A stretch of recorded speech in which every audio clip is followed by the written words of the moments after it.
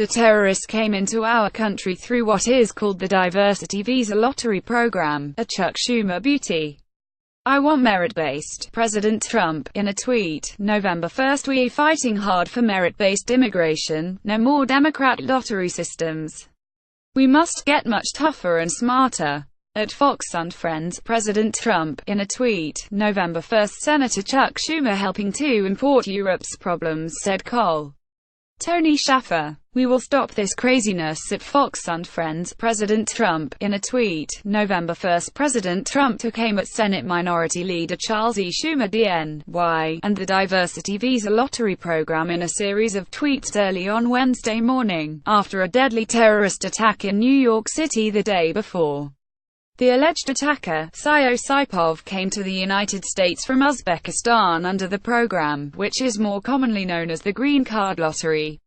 So, for the record, here's how the diversity visa lottery program came to be and how Schumer was involved. Watch the video above for a clip of a very young Schumer.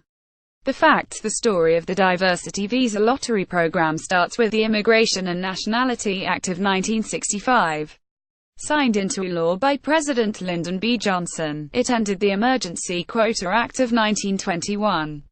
The law was aimed at reuniting families, so applicants who had immediate family living in the United States, children, spouses, siblings, parents were given priority.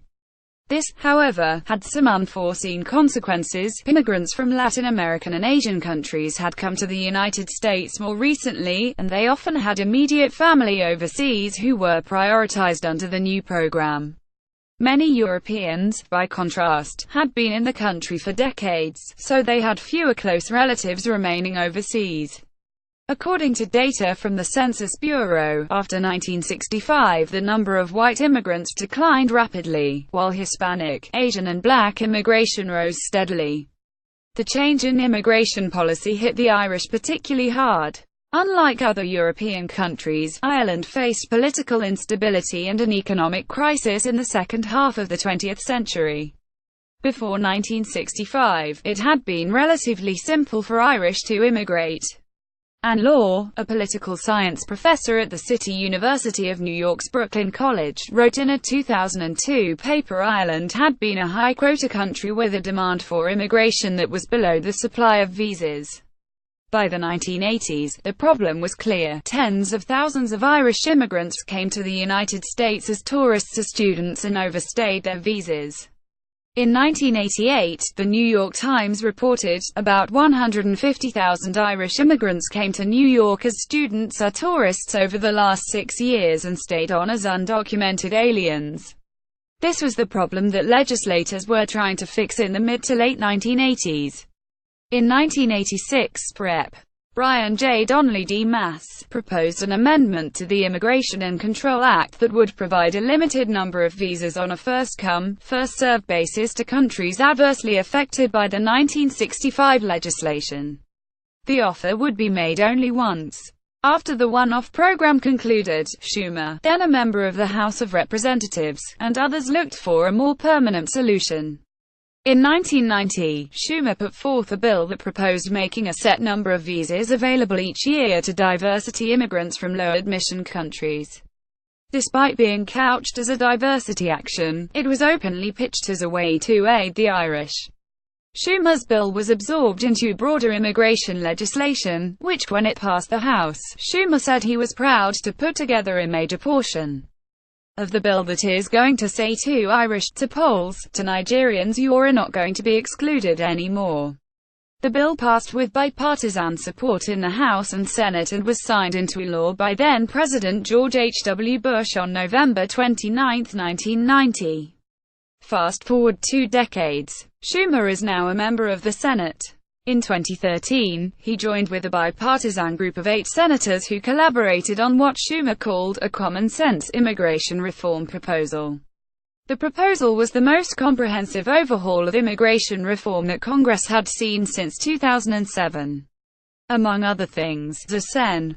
Jeff Flake Rares pointed out on Twitter, the proposal eliminated the diversity visa lottery program. It would also have increased merit-based visas. The bill passed the Senate, but never made it to the House floor. Fenton. Jeff Sessions Rala, a longtime critic of immigration reform, played a key role in killing it. And his aide at the time, Stephen Miller, according to Politico, literally wrote the handbook that House members used to fight the deal. Sessions is now Attorney General and Miller is a senior advisor in the Trump White House. When then House Majority Leader Eric Cantor shockingly lost a primary in the summer of 2014, in which immigration pushed to the forefront of the debate, the reform effectively d. When asked about Trump's tweets, White House Press Secretary Sarah Huckabee Sanders defended the president's recounting of history, telling reporters, Schumer helped implement, on the front end, long before the Gang of Eight. And the Gang of Eight would have only addressed one part of the problem. The Pinocchio test. Schumer did advocate for the diversity visa program in 1990, but Trump's tweets entirely miss the context in which the program was created. Moreover, it's not insignificant, as Sanders suggests, that he helped craft a bill that would eliminate it 23 years later. In addition to terminating the program, the immigration bill produced by the Gang of Eight would have increased a merit-based system, which is also included in legislation that the president has said he supports. In attacking Schumer, the president is only telling a small part of the story. For this, he receives 3 Pinocchios. 3 Pinocchios about our ratings scale. Send us facts to check by filling out this form. Keep tabs on Trump's promises with our Trump Promise Tracker. Sign up for the Fact Checker weekly newsletter.